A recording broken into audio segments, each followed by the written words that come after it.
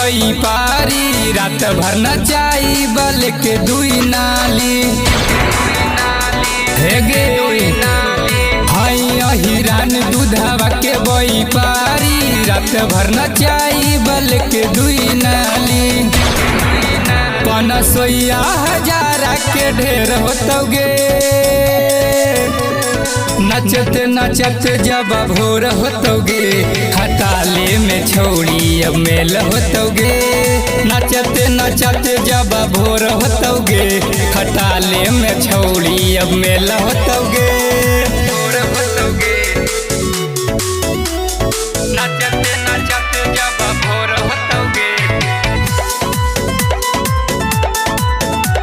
खटाले में छौड़ी अब मेल होतोगे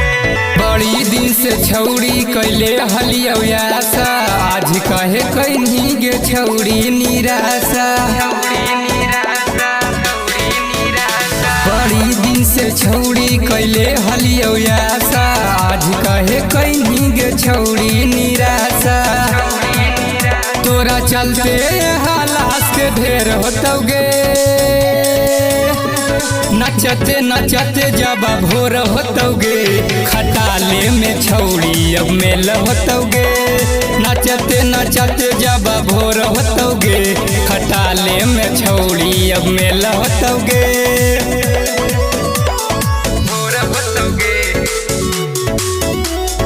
नचते नचते जब भोर होतोगे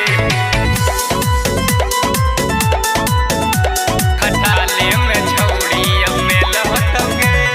परबिन लोक हलौ तोरे दीवाना दुनाली लेके हलौ त्रया न जाना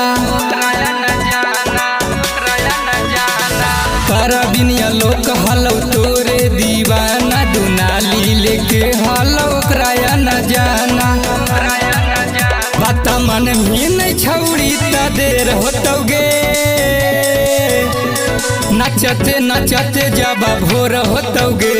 खटाले में छौड़ी अब मेल होतोगे